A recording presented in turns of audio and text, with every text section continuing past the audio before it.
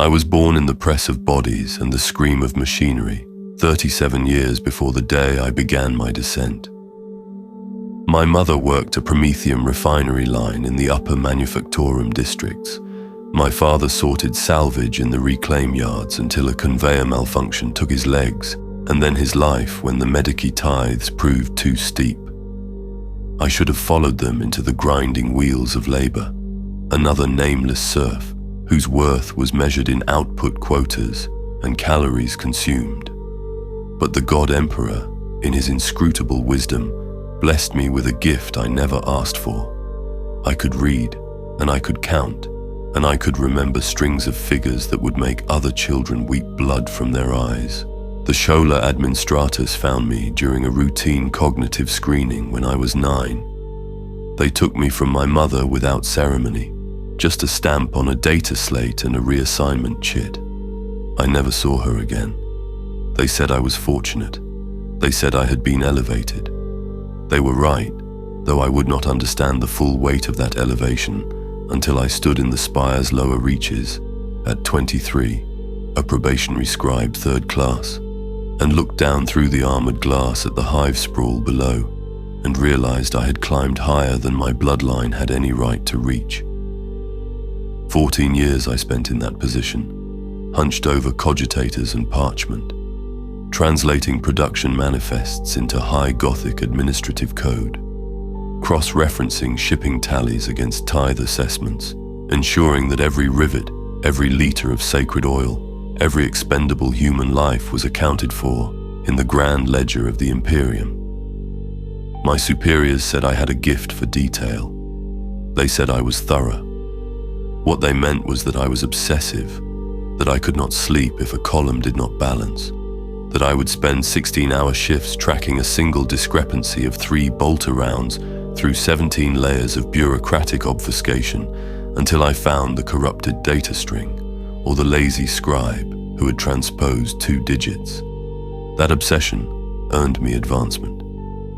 Scribe 2nd class, then 1st class, then a junior auditorial position reviewing supply chain documentation for the Administratum's Internal Compliance Directorate. I was 43 levels above my birth tier. I had an apartment with its own ablution chamber. I ate protein paste, flavored with genuine spice extracts twice a week. I owned 3 robes and a personal data stylus. I thought I had made something of myself. Then the summons came. I remember the messenger, a servo skull with a bronze carapace and eye sockets that glowed the green of verification lumens. It hovered before my workstation on the morning of the 3rd day of the month, the administratum designated as increment secundus, and from its vox grill came a voice like grinding stone. Scribe Auditor Garin Vex, you are hereby commanded to attend Sector Prefect Halison Yor in Chamber Executorial 97, Sub-Spire Administrative Level. Immediately. Compliance is mandatory. The Emperor protects. My hands had trembled as I sealed my current work files and made the walk through corridors I had traversed 1,000 times before, but which now seemed narrower, the walls pressing in with the weight of unknown judgment. Chamber Executorial 97 was deep in the Spire's administrative heart, a place where decisions of consequence were made, where deviations from procedure could end careers or lives with equal administrative efficiency. Sector Prefect Yor was a woman of perhaps 60 standard years, her face a map of service wrinkles, her augmetic left eye clicking and whirring as it focused on me. She sat behind a desk of polished grox leather, and before her lay a data slate whose screen I could not see, but whose glow painted her features in sickly amber. Scribe Auditor Vex, she said, and her voice carried the particular tone of an administrator who has worked through too many night cycles without rest. You have been selected for a task of critical importance to the integrity of this Hive's administrative infrastructure. Are you aware of the vertical compliance protocol? I was not. I said so, keeping my voice level despite the cold sweat beginning to form beneath my robes. She nodded as if she had expected this. Few are. It is invoked perhaps once every generation, when a discrepancy is discovered that requires direct verification through multiple Hive strata. 3 weeks ago, during a routine comparison of upper-tier importation logs against lower-tier production output reports, a clerical adept of the 7th Order discovered an anomaly, a persistent shortfall in processed ore shipments originating from the mid-Hive foundry complexes. The numbers do not reconcile across 17 separate quarterly reports spanning 3 years. She paused, her augmetic eye dilating with a faint mechanical whir. This could be simple incompetence, layered errors compounding across multiple administrative tiers. It could be systematic embezzlement, siphoning imperial resources for black market profit. It could be evidence of sabotage, Xenos infiltration, or cult activity disrupting the sacred chain of production and tithe. My throat was dry. And you need someone to investigate, Prefect. I need someone to descend, she corrected. The vertical compliance protocol requires physical verification at each checkpoint, signatures and biometric authentication from the relevant tier authorities, direct observation of processes and documentation. You cannot simply send Vox queries down into the Hive and expect honest answers. Lower tier administrators are less reliable. You will travel from this level to the source point of the discrepancy in the Underhive foundry districts, securing verification at each major administrative way station, and return with comprehensive documentation. You have been selected because your record indicates unusual thoroughness, and because you originated from manufacturum stock. You understand the lower tiers in ways those born to the spire cannot. I wanted to refuse. I wanted to cite my workload, my unsuitability, my complete lack of experience outside the administrative levels.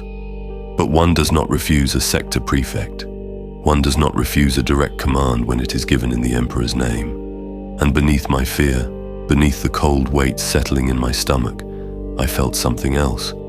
Pride. They had chosen me. Me, the low-born scribe who had scraped his way up through test scores and late-night memorization. They trusted me with this. Fool. Such a fool I was. When do I depart, Prefect? Immediately. You will be issued transit papers, an auditorial seal, and a microbead communicator for emergency contact with Spire Authority. You are authorized to requisite transport, lodging, and reasonable expenses at each tier, within budgetary limitations. A sanctioned arbitrator escort can be provided if you deem it necessary, though it will delay your departure by 3 days while the request is processed. 3 days. In 3 days I could lose my nerve. In 3 days, someone else might be assigned. I shook my head. No escort, Prefect. I will manage. Her lips thinned. As you wish. Efficiency is commendable. You will report your findings upon return. The Emperor protects, Scribe Auditor. The Emperor protects, I echoed, making the sign of the Aquila across my chest. She handed me the data slate with my orders, and I left that chamber a different man than I had entered it. Still Garen Vex, still the obsessive counter of numbers and checker of columns, but now carrying a weight I did not yet understand and would not fully comprehend until it was far, far too late. The first leg of my descent was the easiest, though I did not know to call it easy at the time. From the lower spire administrative tiers to the uppermost reaches of what the Hive's citizens called the noble districts, or sometimes the breathing levels, the transition was gradual. The corridors grew wider, the ceiling heights increased, the air recyclers hummed with greater power. Marble replaced plascrete, gilded aquilus adorned every intersection.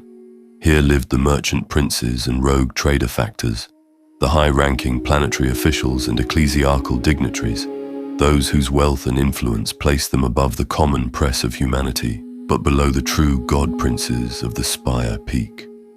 I had been to these levels before, delivering audit reports to subsector overseers, but always with purpose and destination already fixed.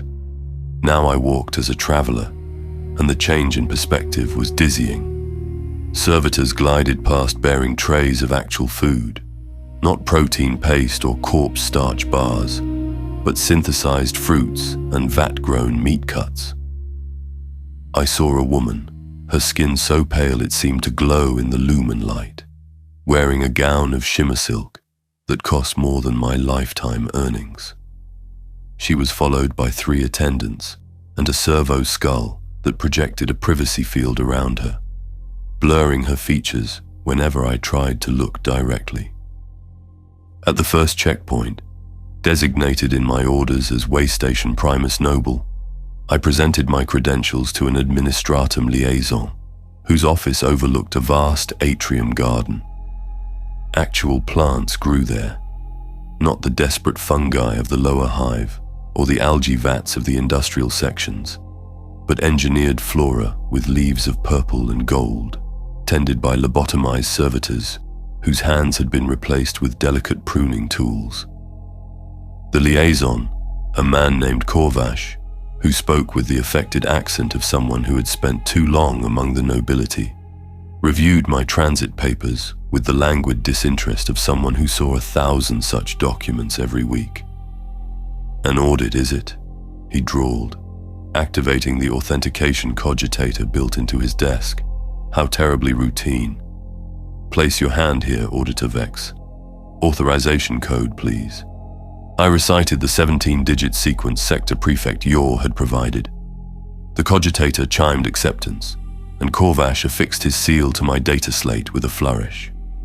"There. Verified. You're cleared for descent to the upper commercial levels. Do try not to disrupt anything important. The noble houses dislike irregularities in their affairs." "I am investigating an irregularity, Liaison Korvash." His smile was thin and false. "Then I pray it is not one that touches the interests of anyone powerful enough to care. The Emperor protects, Auditor." I left his office feeling the first genuine stirrings of unease. The way he had said it, the emphasis, the subtle warning wrapped in bureaucratic courtesy. I pushed it aside. I had my orders. I had my seal. I would do my duty. The commercial levels sprawled across 3 entire hive tiers, a vast marketplace where the wealth extracted from below circulated among those who had never touched a tool or known hunger. Here I saw goods I had only read about in import manifests, bolts of spider silk from Talan, frozen meats from agri-worlds I could not pronounce, weapons forged on forge worlds whose names were prayers, jewelry incorporating genuine precious stones rather than the synthetic gems worn by lower administrators like myself. The air was clean, scrubbed by industrial-scale recyclers and scented with aerosolized perfumes. The citizens moved with purpose or leisure as their status allowed, and everywhere the Lex Imperialis was enforced by enforcers in spotless carapace armor, shock mauls maglocked to their belts, hell guns held ready but not threatening. I stopped to purchase a meal from a vendor whose stall offered actual cooked food, a rare luxury. I spent 3 thrones on a skewer of something the vendor called Grok's analog protein with mineral spice, and it tasted better than anything I had eaten in months, though I knew it was still merely processed vat meat given form and flavor. I ate standing in a corner of the market plaza, watching the flow of humanity around me, and tried to imagine what it would be like to live here, to have enough that you could choose your meals, to walk without the constant pressure of quotas and deadlines. It seemed a kind of paradise, though I knew the theology was wrong to think it. The Emperor's realm was one of duty and suffering. Paradise was a lie told by heretics. Still, it was pleasant for the hour I remained there. The second checkpoint, designated Waystation Secundus Commercial, was located in an administratum substation built into the foundation structure of a merchant guild tower. The clerk who processed my documents was younger than I, perhaps 25, and he worked with mechanical efficiency that I recognized as the mark of someone trying to prove themselves.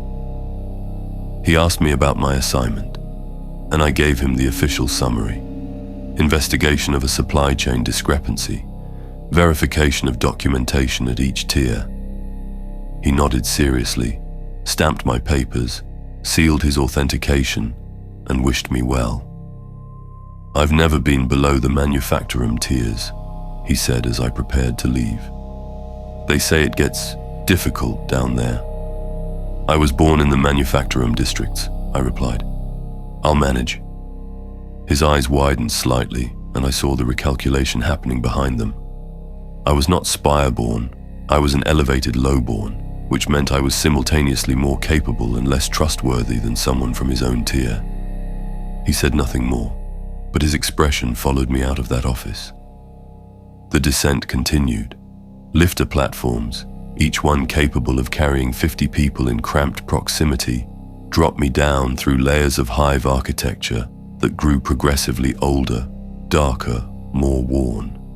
The stone changed from polished marble to reinforced rockcrete, to bare Hive stone carved from the bedrock of Necromunda itself. The lighting dimmed from bright white lumens to sodium yellow work lights, to the flickering of failing power conduits. The air grew thicker, heavier with the smell of human occupancy and industrial byproduct. I entered the upper manufacturum tiers on the third day of my descent, and it was like crossing from one world into another. The noise hit me first, a constant grinding roar of machinery that vibrated through the deck plating and into my bones. Every surface shook with it. Conversation required shouting.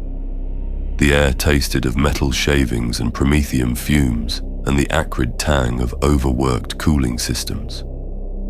I passed through a district where munitions factories operated in endless rotation, their walls plastered with production quotas and imperial inspirational placards. "Your duty is the Emperor's will. Sloth is heresy. Every bullet fired in his name carries your devotion."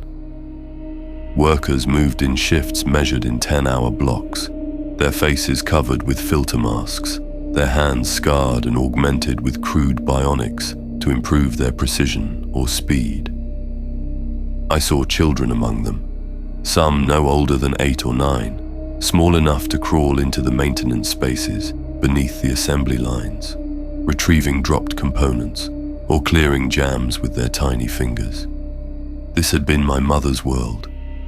This was where I would have died had I not been able to count and read and remember. The third checkpoint, Way Station Tertius Manufactorum, was located in a supervisory station overlooking a vast assembly floor where heavy bolters were being constructed. The overseer, a broad-shouldered man with augmetic arms and a burn-scarred face, looked at my credentials with open suspicion. "Auditor, is it?" he growled, his voice roughened by years of shouting over machine noise. "We don't need auditors. We meet our quotas. Every gun that leaves this floor is tested and blessed." "I'm not here to audit your production, overseer. I'm tracking a materials discrepancy that originates somewhere below this tier. I need your verification seal to continue my descent." He grunted, taking my data slate and thumbing through the documentation with surprising care for someone whose hands looked like they should crush the delicate device. "Materials discrepancy. Right. You know how many shipments come through this district every day? Hundreds, thousands. Ore from below, components from across Hive, chemicals from the processing plants. You're looking for a needle in a universe of haystacks, boy. Perhaps. But my orders are to look." He stared at me for a long moment, then barked a laugh that had no humor in it. "You've got spine, I'll give you that. Most spire-bred clerks take one look at the manufacturums and run back up to their clean offices. You really from down here originally?" "Upper manufacturum tier. My mother worked refinery lines." His expression shifted, something almost like respect flickering across his scarred features. Then you know what it's like. The grind, the quotas, the way the overseers watch you every second, measuring your worth in output. You climbed out. That's something. He sealed my papers with his personal authentication code and handed the slate back. Word of advice, auditor. Don't go below the gang territories unless you've got an armed escort. The gangs don't respect administrative authority, and you don't look like you can handle yourself in a fight. The Emperor protects, but down there, he expects you to help him along with a las pistol and quick reflexes. I'll be careful, Overseer. Thank you. Don't thank me. Just don't get killed and create more paperwork for my station. We're behind on the monthly reports as it is. I left the manufacturum tiers behind and continued down, passing through residential warrens where workers lived in hab blocks stacked so high I could not see their tops, where entire families occupied single rooms and cooking spaces were shared among 30 households, where children played in the corridors because there was nowhere else. And the notion of outside was a fairy tale told about the Spire Peak. The people here were harder, worn down by labor and survival, their eyes following me with the wariness of those who have learned that strangers often bring trouble. At the 4th checkpoint, way station quarters habitation, I met a woman named Dessa who worked as a district registrar, maintaining census data and ration allocations for 300,000 souls. She processed my papers while sipping recaf from a battered tin cup, her fingers moving across her cogitator's input panel with practiced speed. Audit, audit, always an audit, she muttered. They think we're hiding something, that we're skimming rations or falsifying production numbers. We're just trying to keep people alive, auditor. That's the job.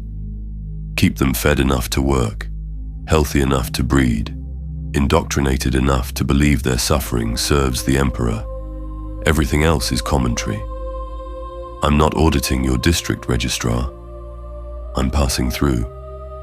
She looked up at me then, really looked, and I saw exhaustion in her eyes that went soul deep.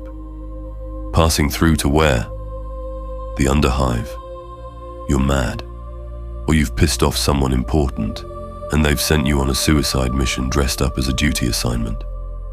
The thought had not occurred to me. Not truly.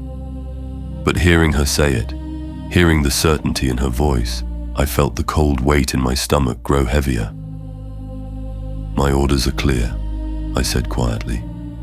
I have no choice. Everyone has a choice, auditor. The choices just get worse the lower you go. She stamped my papers and slid the slate across her desk.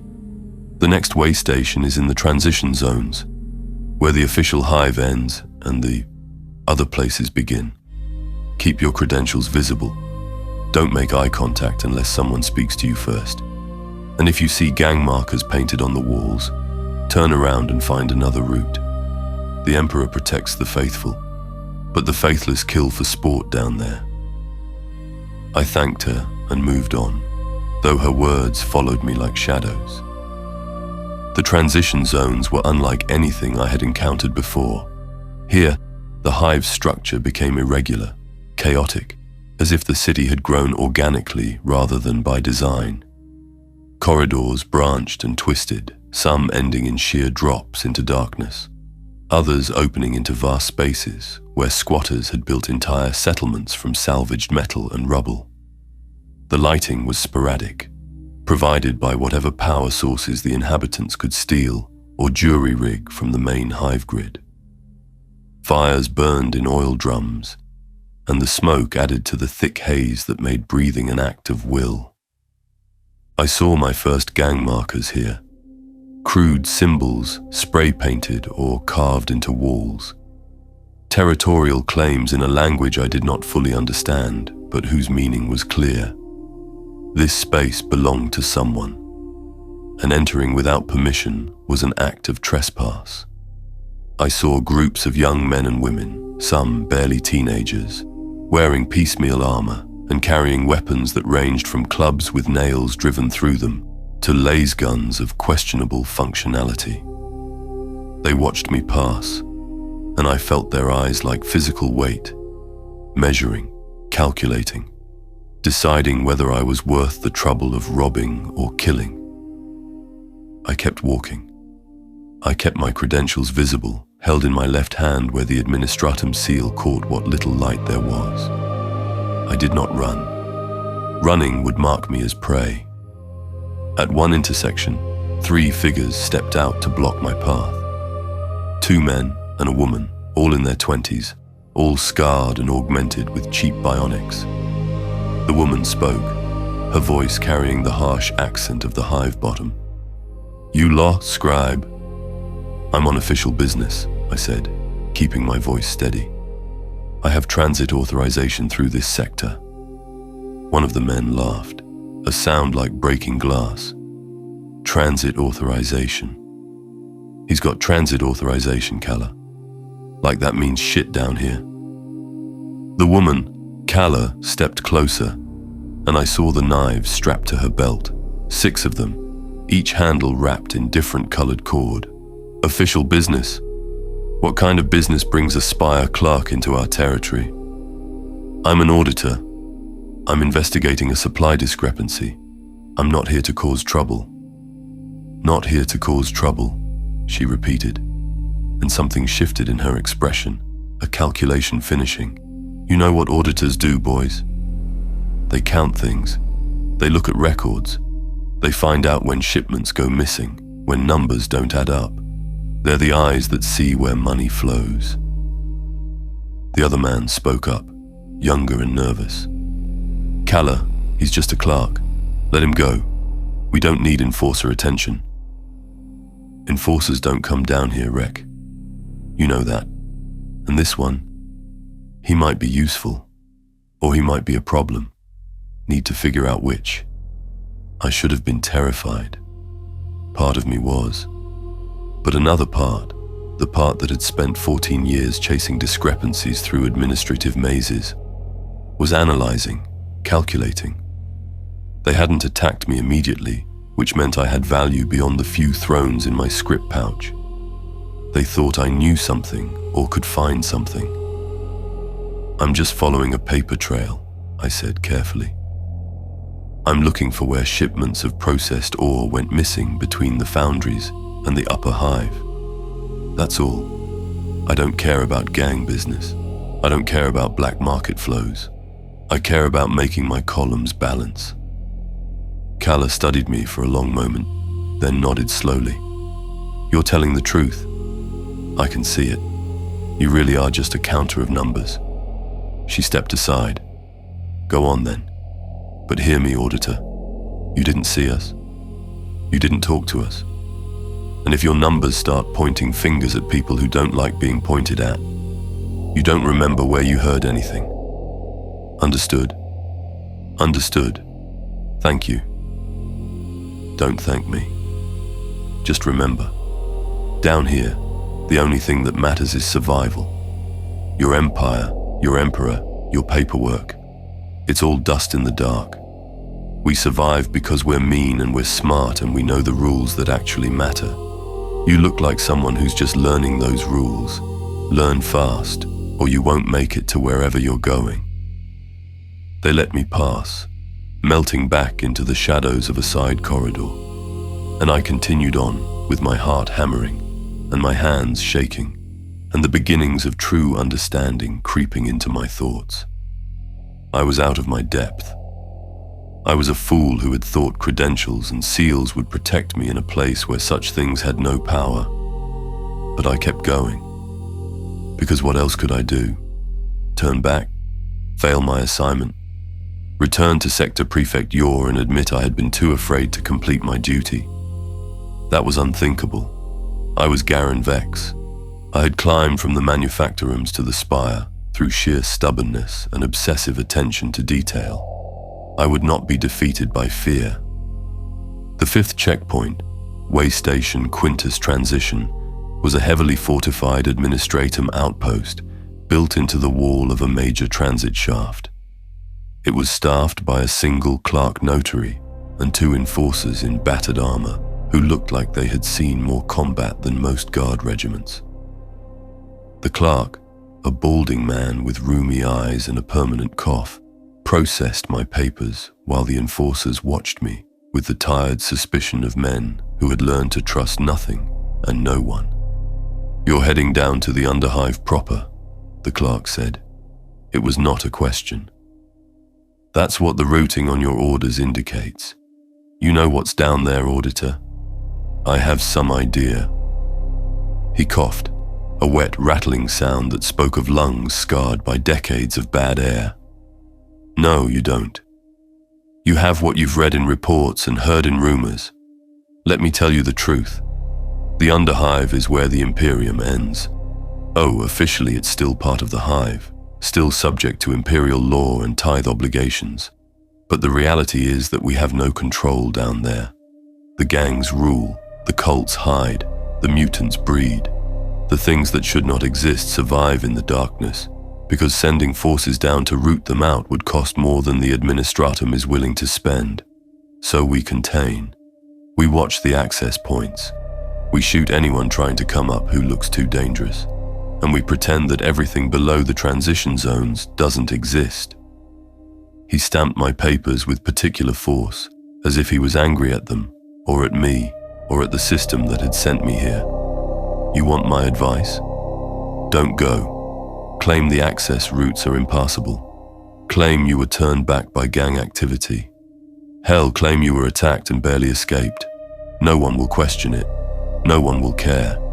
You'll file your report, someone will mark the investigation as incomplete due to hostile conditions, and life will go on."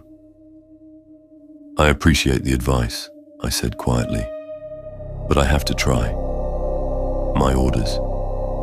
"Your orders were written by someone who's never been below the spire, who doesn't understand what the Underhive actually is. They think it's just another administrative district with poor lighting and rough people. It's not. It's the shadow under the city. It's where human civilization has broken down into tribalism and savagery. It's where the Emperor's light doesn't reach because the darkness is too thick." One of the enforcers spoke up, his voice muffled by his helmet vox grill. "He's right, Auditor. I've been stationed here 7 years. I've seen what comes up from below. I've fought things that used to be human. I've put down cultists and mutants and gang jacks hopped up on stims who could take 3 shotgun blasts and keep coming. You go down there alone, you won't come back. It's not pessimism, it's mathematics. The odds don't favor you." I looked at them both, these men who had spent years at the edge of the abyss, and I saw in their faces a truth I was only beginning to understand. I was going to die. Maybe not today, maybe not in the next tier down, but somewhere in my descent, something would kill me. The numbers didn't lie. The probabilities were clear, but I could not stop. Something in me, pride, stubbornness, a lifetime of conditioning to follow orders and complete tasks, would not let me turn back.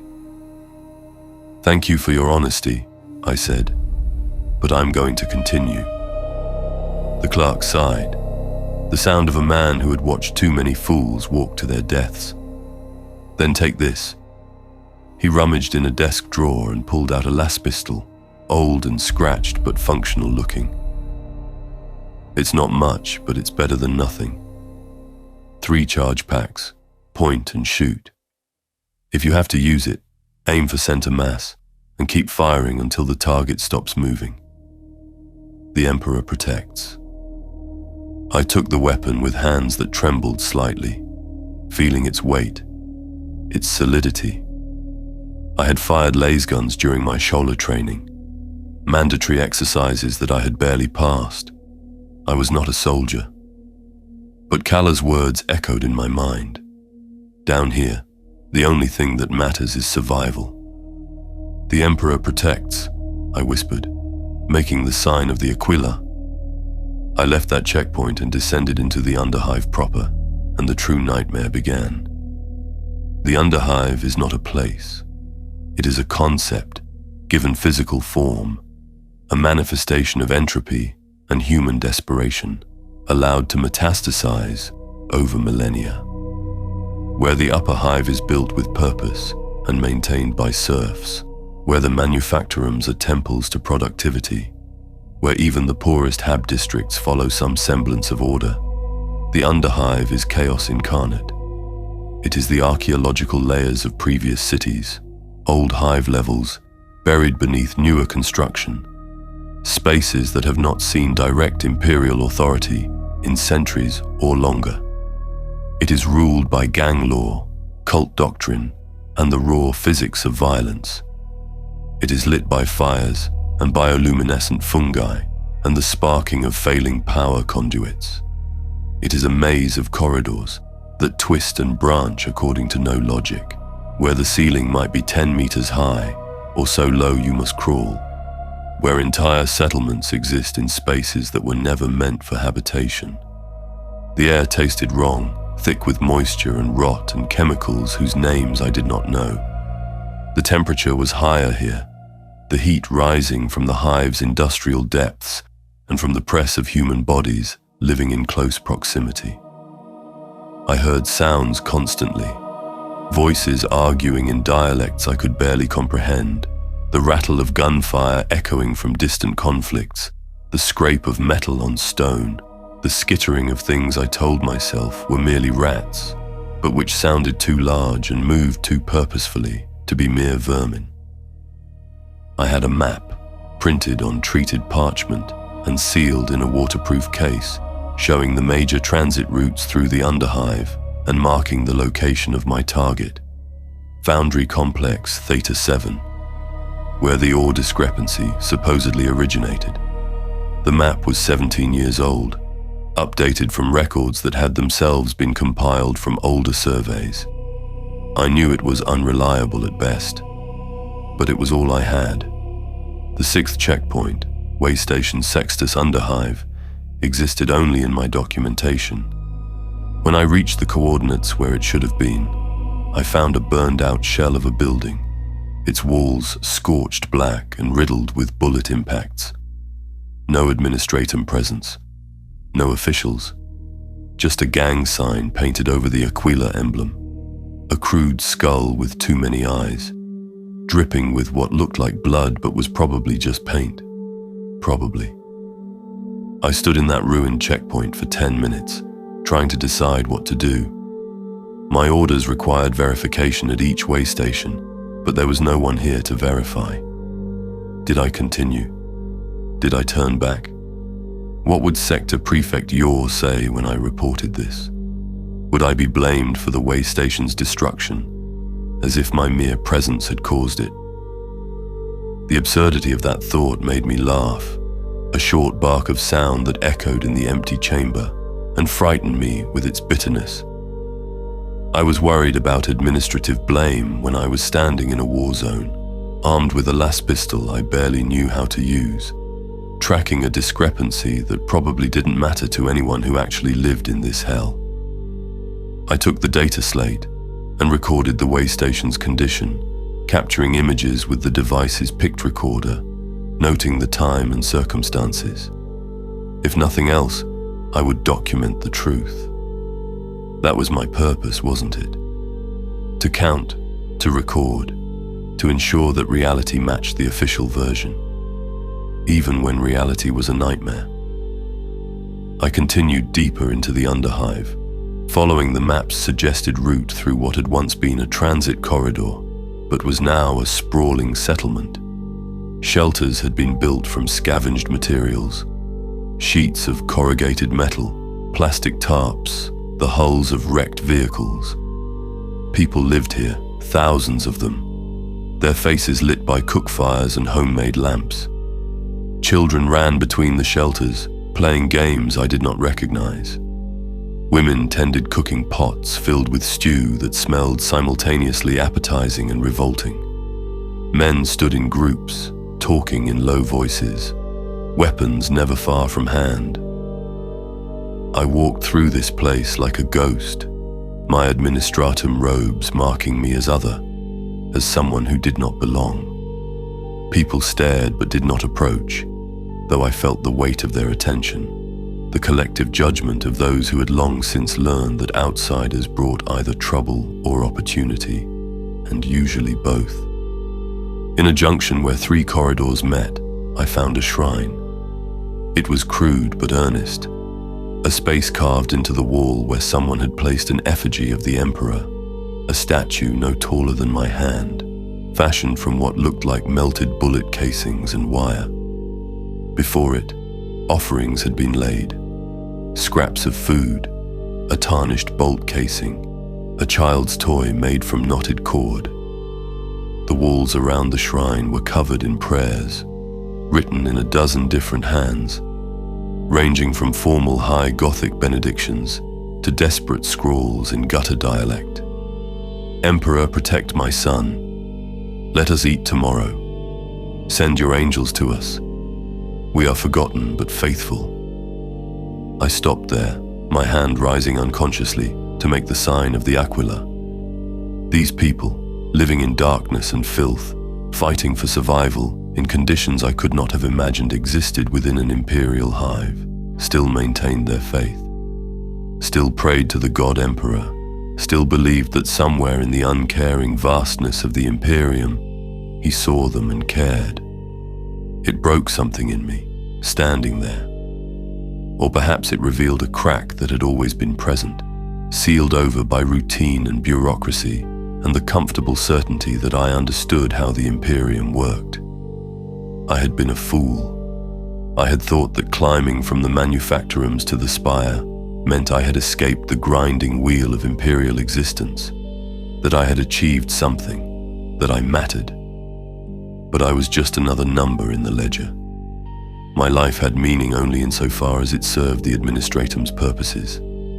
And these people, these underhive survivors, they were not even numbers. They were rounding errors. They were the waste beneath the waste. You pray. A voice behind me, rough and feminine. I turned to find an old woman watching me, her face a landscape of wrinkles and scars, her eyes clouded with cataracts, but still sharp with intelligence. She leaned on a walking stick fashioned from a pipe, her clothes layers of patched fabric that might once have been a dozen different garments. I was observing, I said carefully. She snorted, a sound of dark amusement. Observing. That's what you spire folk do, isn't it? Observe, record, count us like we're entries in your books. She shuffled closer, peering at me with those clouded eyes. But you made the sign. I saw, so maybe there's something human left in you, beneath all that official nonsense. I meant no disrespect to the shrine, grandmother. Grandmother? She laughed, a wet, rattling sound. I like that.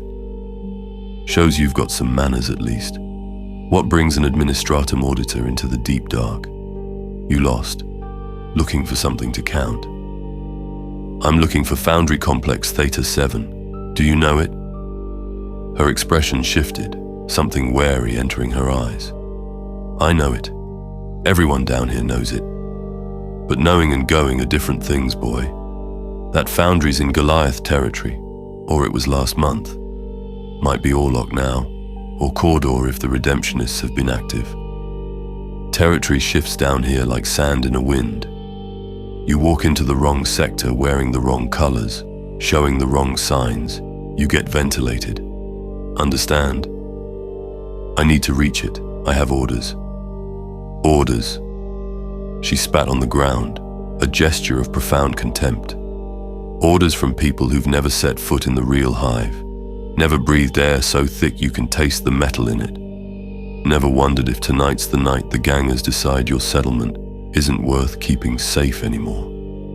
Your orders mean nothing here, boy. Nothing. Then what does mean something? She studied me for a long moment, then gestured with her walking stick at the shrine. That, faith.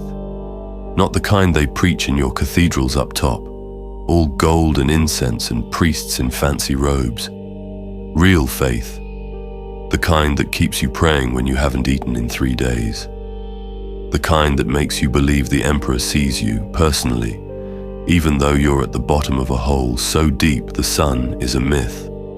That's what means something. She turned to go, then paused. You want to reach Theta 7? Follow the main transit corridor east for maybe 2 kilometers. You'll hit a major junction called the Iron Cross. You'll know it because there's an actual cross made from girders spanning the intersection. From there, take the downward ramp. Keep going until you smell promethium stronger than the usual stink. That's Foundry District. But heed me, boy. Don't go alone. Find someone who knows the territory. Pay them. Beg them. Do whatever you must. Because if you walk into gang territory alone, you're a corpse that just doesn't know it yet. Thank you, grandmother. The Emperor protects. The Emperor protects those who protect themselves, she corrected, and shuffled away into the shadows. I stood at that shrine for another minute, looking at the crude effigy, at the desperate prayers, at the evidence of faith maintained in the worst conditions imaginable. Then I continued on, following the old woman's directions, my hand resting on the las pistol at my belt, my senses straining for any sign of danger. The Iron Cross loomed out of the darkness like a monument to some forgotten purpose. 2 massive I-beams had been welded together and raised vertically, their intersection perhaps 20 meters above the corridor floor, and from them hung chains and cables from which were suspended things.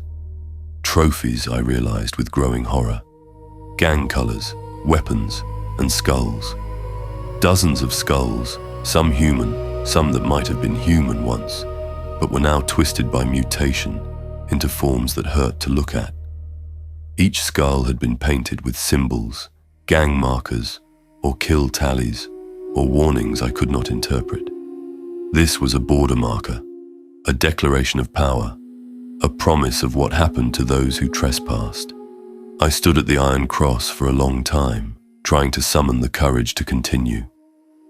The downward ramp the old woman had mentioned was visible ahead, a wide decline that led into deeper darkness, lit only by the occasional sparking cable or distant fire. I could smell promethium, just as she had said, but also something else. Blood and excrement and fear, the scent of violence done and violence waiting to happen. I should have turned back. Every rational part of my mind screamed at me to turn back, to climb up to the transition zones, to report to the checkpoint guards that the route was impassable, to accept failure and survive. But that other part of me, the part that had driven me to memorize 17-digit authorization codes and spend 18-hour shifts hunting transposed numerals, that part could not accept failure. The Foundry was close. The source of the discrepancy was within reach. I could complete my assignment. I could return with answers. I could prove that I was worthy of the trust sector prefect Yor had placed in me. Fool. Emperor, forgive me. What a fool I was. I descended the ramp, each step taking me deeper into the Underhive, deeper into darkness, deeper into a world where the Imperium's laws and structures had been worn away by time and violence and necessity until only the most primal rules remained. The rules of strength and cunning and ruthless survival. The Foundry District announced itself through heat and noise. The temperature rose until sweat soaked through my robes, until breathing felt like inhaling from a furnace mouth. The machinery roar I had heard in the manufactorums was child's play compared to this.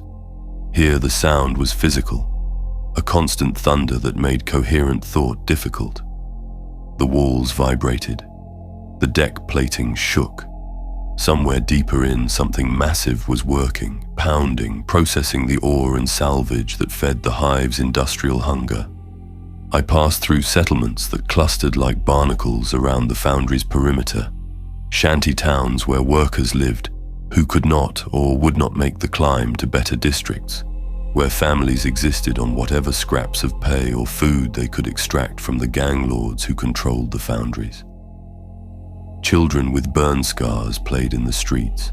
Women operated illegal stills, brewing alcohol from reclaimed chemicals and industrial runoff. Men sat in doorways, their bodies showing the marks of industrial accidents. Missing fingers, scarred faces, lungs ruined by breathing bad air until they coughed blood.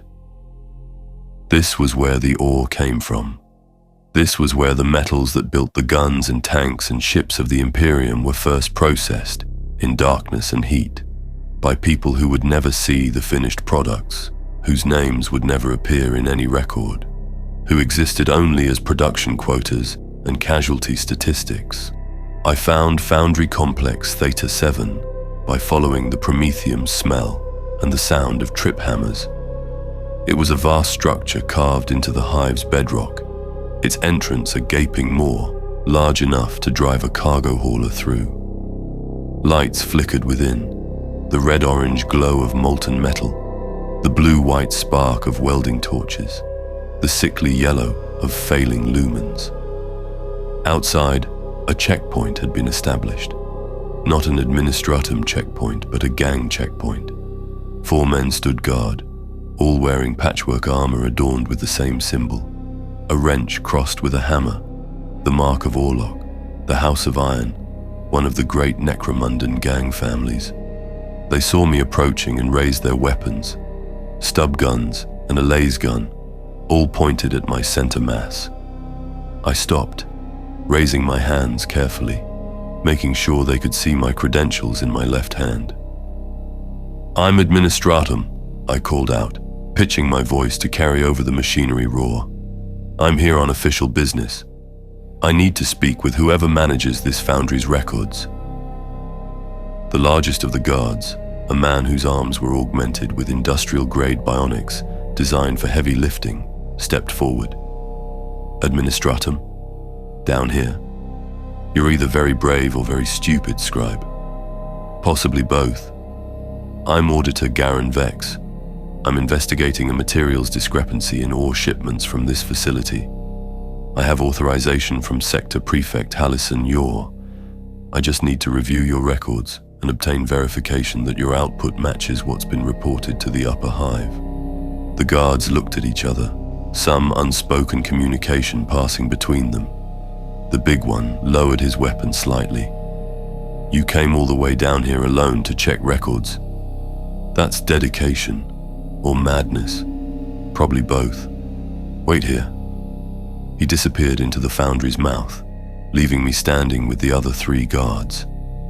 They did not lower their weapons, but they did not fire either, which I took as a positive sign.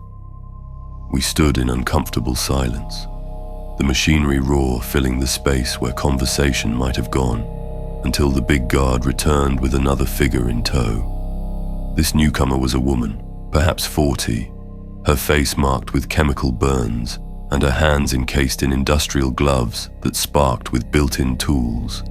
A walking workshop, an overseer or foreman. She looked at me with the calculating expression of someone trying to determine if I was a problem or an opportunity. "Auditor, is it?" she said, her voice carrying a nasal quality that suggested sinus damage from breathing corrosive fumes. "I'm Overseer Mardakine. I run this foundry for House Orlok. You want to see records?" "Why?"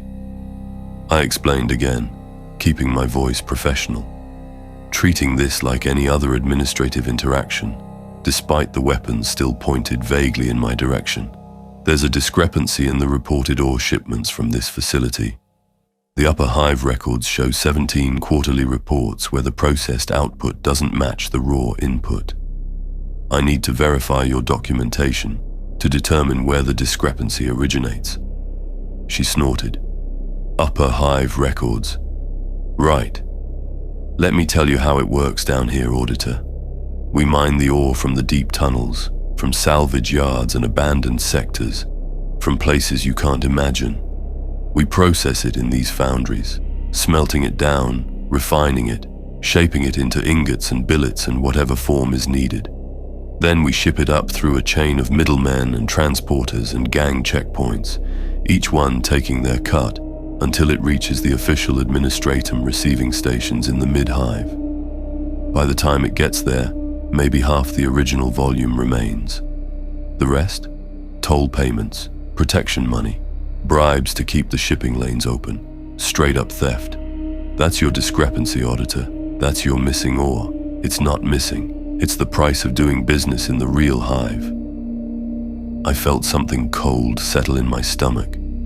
You're telling me that systematic theft is occurring and no one reports it? Reports it to who? The administratum. You. What are you going to do? Write a report? File a complaint? Send enforcers down here? She laughed, the sound bitter. The enforcers don't come below the transition zones. The Adeptus Arbites might show up if there's a heresy or a riot, but for simple theft. For gang taxation, they don't care. Nobody cares. The upper Hive gets enough ore to meet its quotas. That's all that matters. The fact that we produce twice what they receive, and the difference disappears into gang coffers along the way. That's just how the Hive works. But the records lie, auditor. Or rather, they tell different truths at different levels. Down here, we document everything we produce. We have to for our own tracking, for dividing up the profits among the gang members who do the actual work. But those records never reach the administratum. What reaches the administratum are sanitized reports that show just enough production to satisfy quotas, just enough loss to seem plausible as wastage or processing inefficiency. Everyone in the chain benefits from the system continuing. Everyone except people like you, who come down here thinking they'll fix things by finding where the numbers don't match. I stared at her, my mind racing, trying to process what she was telling me. My entire assignment was based on a false premise. The discrepancy existed, yes, but it wasn't an error to be corrected. It was systemic corruption, so deeply embedded in the Hive's function that it had become the actual system.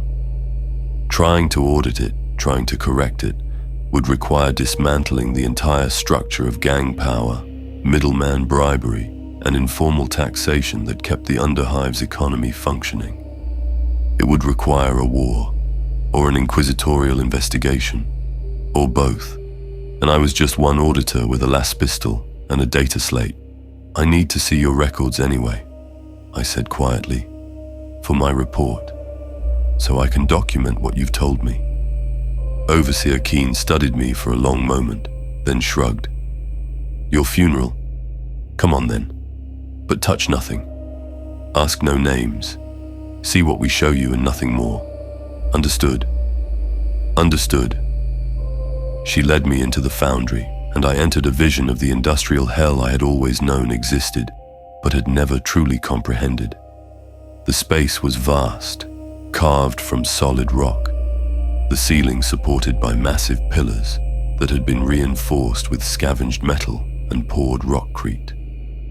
Furnaces blazed along the walls, fed by conveyor systems that brought raw ore and salvage from deeper tunnels. Workers moved in coordinated teams, their bodies gleaming with sweat, their movements practiced from years of repetition. I saw men pouring molten metal into molds, the white-hot liquid flowing like water, deadly and beautiful. I saw women operating heavy machinery that crushed and sorted ore, their hands moving with impossible speed across controls while their eyes stayed fixed on output meters. I saw children. Emperor, forgive us. Children crawling through maintenance spaces too small for adults, clearing slag and checking for cracks in the furnace linings. Their small bodies scorched and scarred but still working, because to stop working was to lose their value, and to lose their value was to starve. This was the engine that powered the Imperium.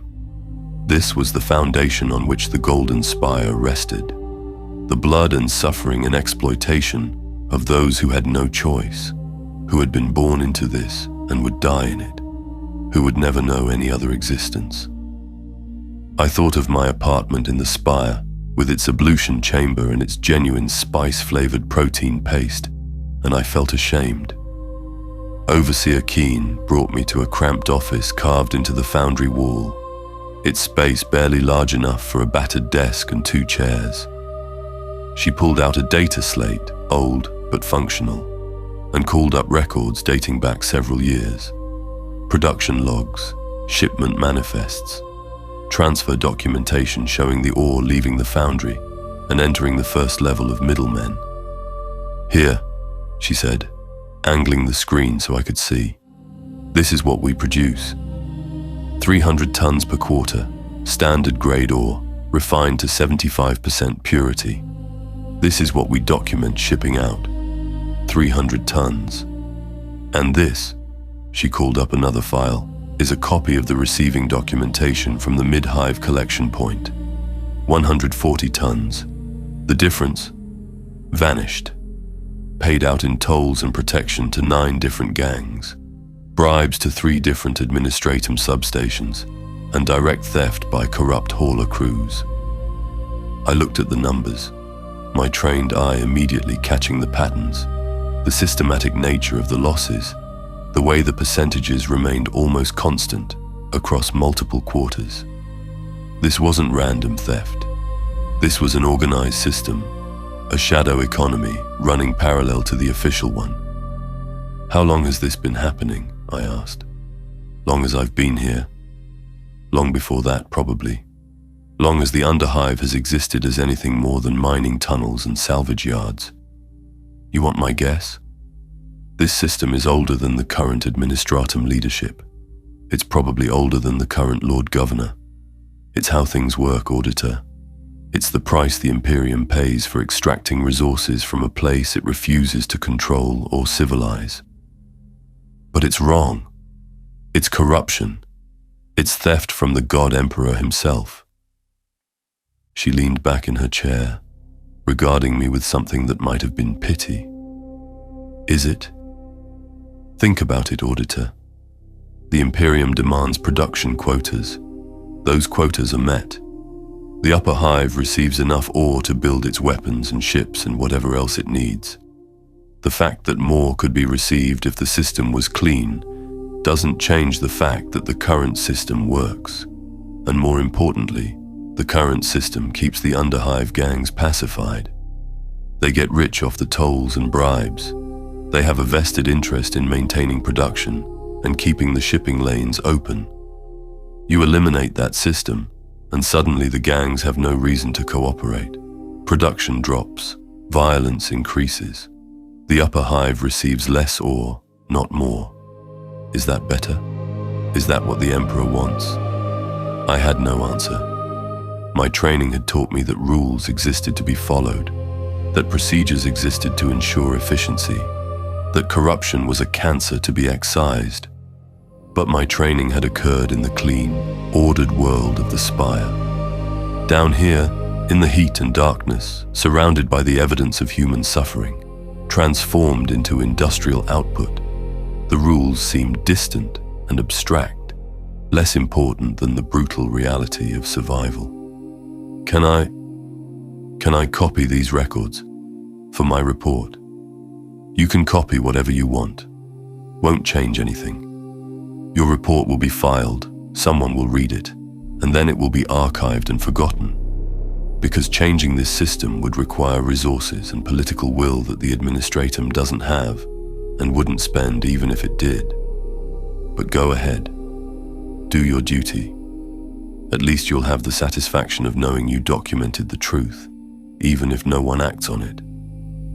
She let me work, copying files to my data slate, cross-referencing production logs with shipment manifests, documenting the systematic discrepancies that represented millions of thrones of missing materials over the years.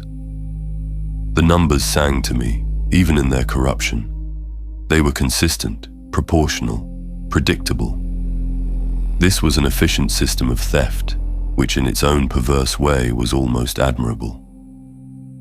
The gangs and middlemen had created a parallel economy that functioned with the regularity of an official administratum operation. When I finished, Overseer Kine escorted me back to the foundry entrance. The guards still stood watch, their weapons ready but not immediately threatening. The big one with the augmetic arms nodded to me as I passed.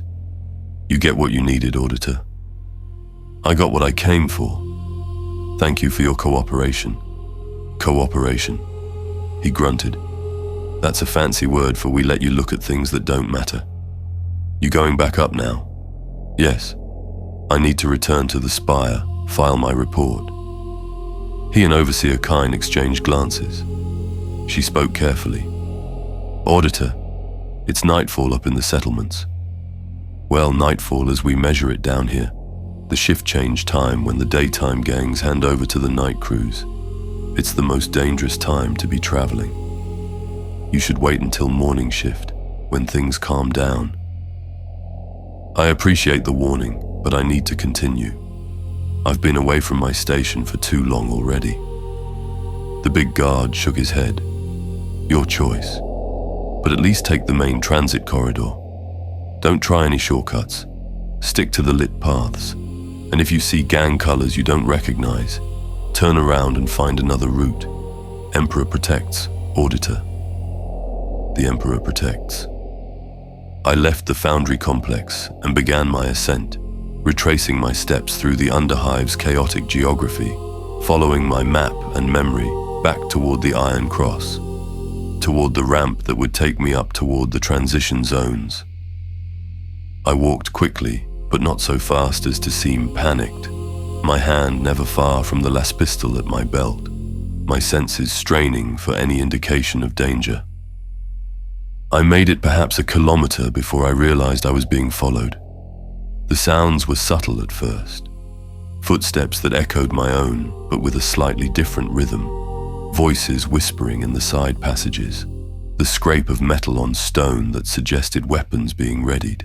I kept walking, fighting the urge to run, because running would mark me as prey and trigger the predator's instinct to chase. They appeared ahead of me, blocking the corridor. 5 figures, young men in their 20s, wearing the layered armor and aggressive postures of gang fighters. Their clothes were marked with symbols I did not recognize, red cloth tied around their arms and crude 8-pointed stars painted on their chest plates. The stars sent a jolt of pure fear through me. I had seen those symbols in administratum briefings on heretical iconography. Chaos cultists. These were not simply gangers fighting for territory and profit. These were enemies of the Imperium itself. "Well, well," the leader said, his voice carrying the fervent intensity of the truly faithful or truly mad. "What do we have here? An administratum dog, wandering where he doesn't belong. You lost, scribe?" I stopped, keeping distance between us, calculating whether I could draw my las pistol before they rushed me. Probably not. "I'm just passing through. I have no quarrel with you." "No quarrel." The leader laughed, and the others joined in, the sound harsh and ugly. "Hear that, brothers? He has no quarrel with us. As if that matters. As if we need a reason to spill the blood of a servant of the corpse god." The casual blasphemy shocked me, the words striking like physical blows. To speak of the god emperor in such terms, to mock the faith that held the Imperium together, it was beyond heresy. It was damnation. "I'm armed," I said, trying to keep my voice steady. "I will defend myself." "With what?" "That little las pistol. Against 5 of us." The leader drew a wicked-looking knife, its blade serrated and stained. "We're going to enjoy this. It's been too long since we shed the blood of a spire-born fool. Maybe we'll offer your skull to the thirsting god. Maybe we'll just leave you for the rats. Haven't decided yet." They began to advance, spreading out to flank me, their movements coordinated and practiced. These were not amateurs. They had done this before. I drew the las pistol, my hands shaking, and fired. The last beam caught the leader in the shoulder, burning through cloth and flesh with a sound like sizzling meat and a smell of charred pork. He screamed, stumbling back, and for a moment I thought I had won, that they would retreat, that I would survive. Then the others rushed me. I fired twice more, wildly, the beams going wide or striking glancing blows that barely slowed them. Then they were on me, and I was falling, and something hit me in the ribs with force enough to drive the air from my lungs. I hit the ground hard, the lafistal skittering away across the deck plating, and then there were hands on me, dragging me, and knives, and pain that transcended anything I had ever imagined. They stabbed me, multiple times. I felt the blades entering my body, sliding between ribs, puncturing organs, each thrust accompanied by grunts of effort and words I tried not to hear, invocations to dark powers, promises of what they would do to my corpse. I tried to fight, tried to scream, but blood filled my throat and my strength was draining away with every heartbeat. Then suddenly, they stopped. I heard voices, angry and commanding, speaking in the harsh dialect of the deep underhive. The cultists responded, arguing, but then there were gunshots, the sharp crack of stub guns, and one of my attackers fell beside me, his chest blossoming red. The others ran, their footsteps fading into echoes, and new figures appeared, standing over me. "Damn fool," a familiar voice said. I focused with difficulty and recognized the old woman from the shrine, the one who had called me boy and warned me about traveling alone. She knelt beside me, her clouded eyes somehow seeing everything that mattered. "Told you not to go alone. Told you to find someone who knew the territory." I had to. Blood bubbled from my lips as I tried to speak. "Duty. Duty." She spat the word. "Much good your duty did you. You're dying, boy. Those wounds. Lungs punctured, maybe your liver too. Even if we could get you to a medici station, which we can't, you wouldn't survive the trip." I knew she was right. I could feel my life bleeding out onto the deck plating, could feel my body shutting down, systems failing one by one. The pain was immense but somehow distant, as if it was happening to someone else. Shock, probably. The body's mercy before the end. "My report," I managed. "Data slate." She found it, still mag-locked to my belt. "Got it. What do you want me to do with it?" "Send, up, Spire, Prefect Yor. You really think anyone up there cares what's in here? You really think your report will change anything?" But her voice was gentle, almost kind. "All right, boy. I'll send it. I'll find a way. I promise. Your duty will be complete." "Thank you." She took my hand, her grip surprisingly strong. "What's your name?" "Your real name, not your title." Garen Vex." "Garen, that's a good name. Listen to me, Garen. You're about to die, but you don't have to die alone. I'm going to stay with you. I'm going to pray with you. The Emperor will welcome you, because you served faithfully, even unto death, even when it was foolish, especially because it was foolish. Do you understand?" I tried to nod. The movement sent fresh waves of agony through my body. She began to pray, speaking the words of the litany of passing, the prayer that was supposed to guide the dying soul from the mortal realm to the Emperor's side. Her voice was cracked and rough, but the words were correct, beautiful in their simplicity and their promise of rest. "From the darkness of doubt, deliver us. From the fear of death, deliver us. From the void of unknowing, deliver us. Emperor of mankind, receive this soul into your eternal service. He has walked the path of duty. He has maintained the faith. Grant him peace. Grant him rest. Grant him a place at your side where suffering ends and service is rewarded with golden light. I felt tears on my face, or maybe it was blood. I couldn't tell anymore. The world was fading, growing dim, the edges of my vision closing in like the shutters of a great window being drawn shut. The pain was fading too, replaced by a cold that spread from my extremities inward, claiming me inch by inch. But I found I was not afraid. I had done my duty. I had documented the truth, even knowing it would change nothing. I had maintained my faith, even in the face of blasphemy and violence.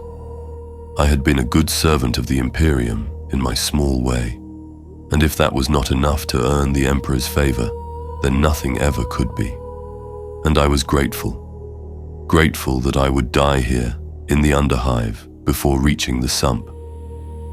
The Sump was mythical in its horror, the absolute nadir of the Hive, where waste and darkness and things that should not exist congregated in a hell beyond imagining.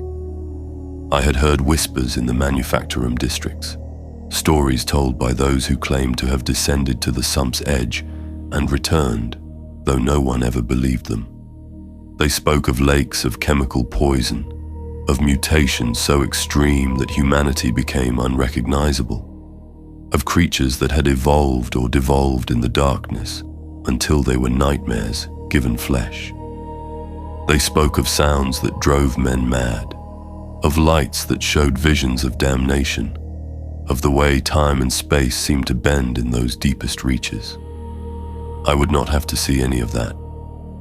I would die here, in the Underhive proper, which was terrible enough but still recognizably part of the Imperium, still touched by human civilization, even if that touch was corrupted and cruel. This was a mercy, I realized. This was a gift. The old woman kept praying, her words weaving in and out of my fading consciousness. I heard other voices too, people gathering, the settlement's inhabitants coming to see the dying man, perhaps to witness, perhaps to loot my corpse once I was gone. I didn't care. Let them take what they wanted. The data slate would be sent, my duty would be complete, and then I would rest. I thought about my life, about the path that had brought me from the manufacturums to the spire, and then back down into the depths. I had been so proud of my ascent, so certain that I had earned something, that I had escaped. But I understood now that there was no escape, not really. The Hive was everything. It was the universe entire for the billions who lived within it. We were all trapped, all grinding against each other in the service of production quotas and tithe requirements and the vast, inhuman machinery of the Imperium. The only difference between me and the foundry workers and the gangers and the cultists was which level we occupied and what lies we told ourselves about our importance. I had been a counter of numbers. I had spent my life ensuring that columns balanced, that reports matched reality, that the administrative fiction of imperial order was maintained. But the fiction was all there was. Beneath it lay only chaos and violence, and the struggle to survive one more day. My obsessive attention to detail, my pride in catching discrepancies, my belief that the truth mattered. It had all been vanity. The truth didn't matter. Only power mattered. Only survival mattered. And I was about to fail at survival. The cold reached my chest, and breathing became difficult. My heart stuttered, fighting to pump blood that was no longer there. The old woman's prayer grew distant, as if she was speaking from the far end of a long tunnel. The darkness closed in further, until I was looking at the world through a tiny circle of light that grew smaller with each passing second. I tried to speak, to say something final, some last words that would sum up my existence or convey meaning. But all that came out was a wet gurgle as my lungs filled with blood. The old woman leaned close, her face filling my narrowing vision. "Go in peace, Garen Vex. Your service is ended. Your duty is complete. The Emperor protects. The Emperor protects." Did he? I wondered in those final moments. Did he truly watch over the countless trillions who labored and suffered and died in his name? Did he see me, lying in my own blood in a forgotten corridor of a forgotten district of a hive world that was itself just one among millions? Did he care? I wanted to believe. I had always believed. Faith was what separated us from the Xenos, from the heretic, from the demon. Faith was what made suffering bearable, what transformed meaningless death into sacrifice. Faith was the foundation of everything. But lying there, feeling my life drain away, I found I could not be certain. Perhaps the Emperor watched. Perhaps he cared. Or perhaps he was as distant and uncaring as the void between stars, and we prayed to him out of desperation. Because the alternative, that we were alone, that all the suffering was for nothing, that the Imperium was just an arbitrary configuration of power, maintained through violence and lies, was too terrible to contemplate. I would never know. The circle of light contracted to a point, and then to nothing, and I felt myself falling into a darkness that had no bottom, no end, only the endless falling, and the cold, and the absence of everything I had known. My last thought was of numbers. 17 quarterly reports, 300 tons of ore, 140 tons received. The difference, 160 tons per quarter, times 17 quarters, equals 2,720 tons of missing ore. 2,720 tons representing bribes and theft and systematic corruption that no one would ever correct, that my death would not change, that my report would not fix. The numbers. Always the numbers. They were the last thing I knew. And then I knew nothing at all. I am Garen Vex, and I was born in the Manufactorum districts, 37 years before the day I died in the underhive of Hive Primus, on the planet Necromunda, in the service of the Administratum, in the name of the God Emperor of mankind. My death changed nothing. The ore continued to flow from the foundries to the mid-hive, and the gangs continued to take their cut, and the upper hive continued to receive just enough to meet its quotas. The discrepancy remained unresolved, or perhaps it was marked as acceptable wastage in some subsector ledger, filed away in the vast archives where all inconvenient truths go to be forgotten. The old woman kept her promise. She found a way to send my data slate up through the levels, passing it from contact to contact, paying bribes from her own meager savings, until it reached an Administratum courier station in the transition zones. From there, it made its way through official channels to Sector Prefect Yor's office, where it was logged, reviewed, and archived. Yor read my report. She read about the systematic theft, about the shadow economy, about the impossibility of correcting the system without destabilizing the entire underhive production infrastructure. She made notes. She filed requisitions for further investigation. Those requisitions were denied on the grounds of insufficient resources and questionable cost-benefit analysis. The investigation was closed. The discrepancy was noted and accepted. Life continued. My body was stripped by the underhive dwellers, my clothes and equipment distributed among those who could use them. My flesh was probably fed to the rats or tossed into one of the waste pits that served as the underhive's burial grounds. My bones, if they were notable enough, might have ended up as part of a shrine or incorporated into a gang's trophy collection.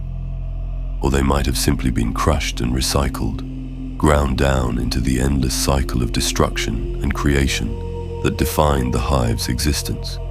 I left no family. I had no close friends. My mother was long dead, my father dead before her. My colleagues in the administratum noted my absence, filed the appropriate death-in-service documentation, and redistributed my workload among the remaining staff. Within a month, someone else occupied my desk, slept in my apartment, ate my remaining rations. Within a year, no one remembered my name. This is the truth of the Imperium. We are expendable. We are replaceable.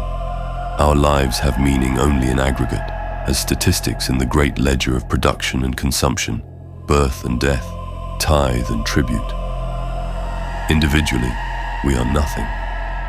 We are dust blown through the corridors of a structure so vast that its builders are forgotten, its purpose obscured by time and bureaucracy, its function reduced to mere continuation, existing because it exists, grinding on because to stop grinding would require acknowledging that there might be another way. I was a fool to think otherwise. I was a fool to believe that my climb from the manufactorums to the spire meant anything, that my obsessive attention to detail mattered, that finding the truth would change anything at all. The truth is just another piece of data to be filed and forgotten. The truth is dangerous when it threatens the systems that keep billions alive, even if those systems are corrupt, even if they grind people into paste to maintain their function. The Imperium is not a rational thing. It is not fair. It is not just. It simply is. Vast and terrible and indifferent. A machine of such scale that no human mind can comprehend its totality, grinding through the millennia on momentum and faith, and the sheer impossibility of imagining an alternative. And we serve it. We must serve it. Because the alternative is not reform or improvement. The alternative is collapse. And collapse means death for trillions, means worlds falling to xenos or chaos, means the extinction of humanity itself. So we accept the corruption. We tolerate the waste. We permit the cruelty. Because the Imperium, for all its faults, is what stands between mankind and the hungry darkness. This is what I learned in my descent. This is what I understood in my dying moments, when the illusions fell away and I saw the Hive for what it truly was. Not a city, not a structure built by human hands, but an organism, a living thing that consumed its inhabitants and transformed them into more of itself, forever, without end, without purpose beyond continuation. The spire reaches toward heaven, but heaven does not exist. There is only the climb and the struggle and the falling and the landing in darkness where others have fallen before, where others will fall after, in an endless cascade of bodies and dreams and disappointed hopes. The manufacturum workers toil in heat and noise, creating the weapons and materials that feed the Imperium's wars, and they die from exposure and accident and exhaustion, and new workers replace them, born into the same conditions, living the same lives, dying the same deaths. Nothing changes. Nothing can change. The gangers fight for territory and profit, establishing their own brutal order in the spaces where imperial authority has retreated, and they kill each other in an endless cycle of violence and revenge, and new gangers rise to replace the fallen, wearing the same colors, following the same codes, perpetuating the same conflicts. The names change, the faces change, the war continues. The cultists whisper their blasphemies in the deep dark, offering false promises of power and freedom to those desperate enough to listen, and they are hunted and killed by Arbites and redemptionists and rival gangs. But more cultists always emerge, because despair breeds heresy, and the Underhive is a garden where despair grows like weeds. You can cut them down, but the roots remain, and they will sprout again, forever. And above it all, in the spire's golden heights, the noble houses and merchant princes and administratum prefects play their games of power and influence, believing themselves important, believing their decisions matter, while the great machine grinds on beneath them, indifferent to their schemes, consuming resources and producing outputs according to formulas established so long ago that their origins are lost to time. I was part of that machine. A small part, a trivial part, but a part nonetheless. I counted numbers. I checked columns. I chased discrepancies, and I died doing it, because the machine needed me to die, needed me to attempt the impossible task, so that when I failed, the system could point to my failure and say, "You see? We tried. We investigated. Nothing can be done." My death justified the corruption. My failure validated the system. This is the greatest horror. Not that I died, but that my death served a purpose, that it was useful to the very structures I sought to correct. The Imperium does not waste resources.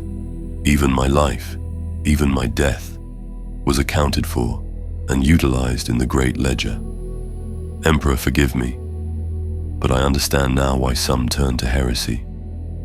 Not because they are weak, not because they are wicked, but because they see the truth of what we are, and the weight of that truth breaks them. They seek power from the dark gods because the God Emperor's power is too distant, too abstract, too bound up in systems and hierarchies that care nothing for individual suffering.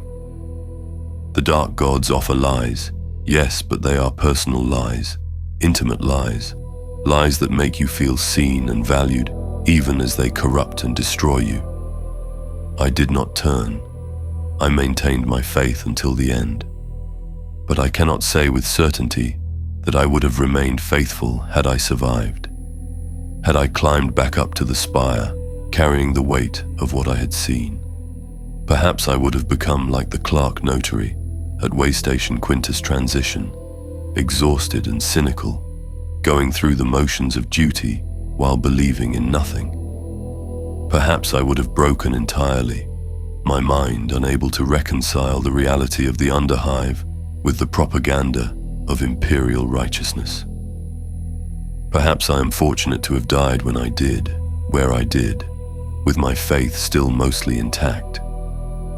The old woman, I never learned her name, stayed with me until the end, praying over my corpse until the others dragged her away to divide my possessions. I hope she lives still. I hope the Emperor protects her, if he protects anyone. She showed me more kindness in my dying moments than anyone in the spire had shown me in life. She made my death bearable. That is worth something. That must be worth something. Or perhaps kindness is just another currency in the Underhive, invested strategically in the hope of future return. Perhaps she stayed with me because she knew others were watching, and she wanted to establish herself as someone who honored the dead, who maintained the rituals, who could be trusted. Perhaps her kindness was as calculated as everything else in that place. I choose to believe otherwise. I choose to believe that she stayed because it was the right thing to do, because even in the darkness and corruption and endless violence of the Underhive, some fragment of genuine humanity remained. I choose to believe this, because without that belief, there is nothing.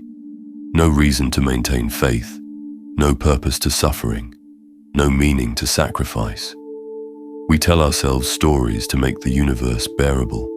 The Imperium tells itself the story of the God Emperor watching over mankind, of duty and sacrifice serving a greater purpose, of suffering redeemed through faith. These stories may be true, or they may be lies we tell ourselves, because the alternative is madness. But we need them. Without them, the machine stops, and we all fall into the void. So I maintained my faith. So I completed my duty.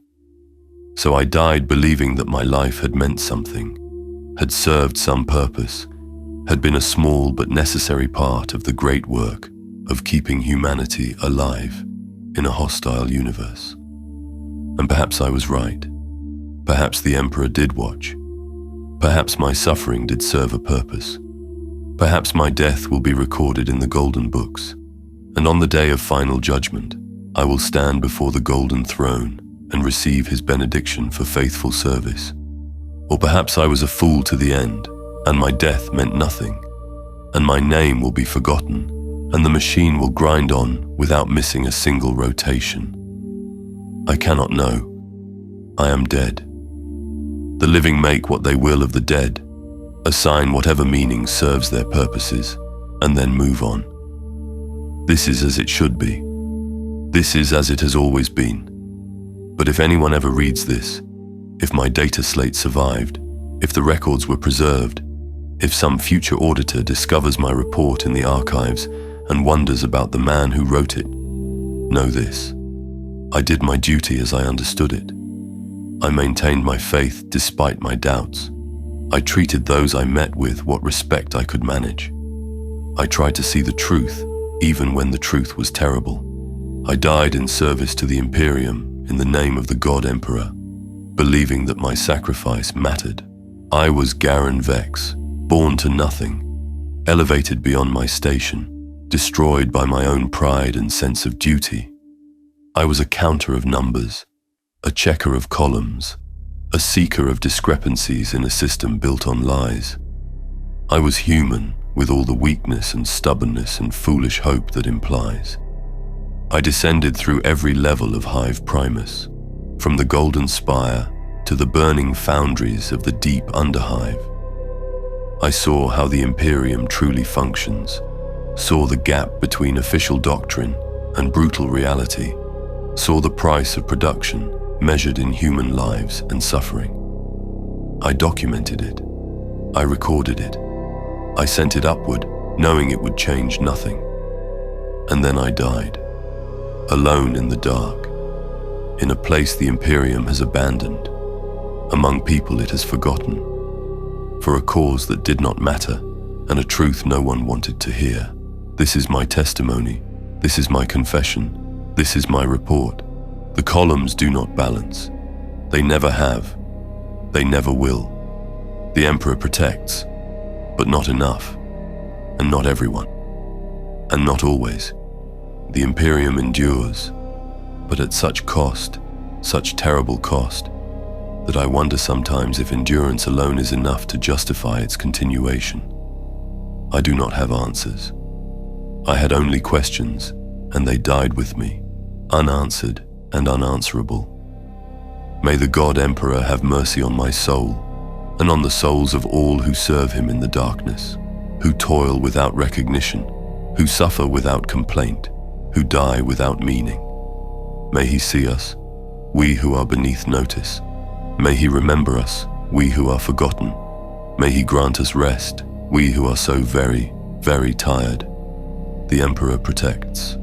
The Emperor protects. The Emperor protects. I am Garen Vex. I was. I am no more.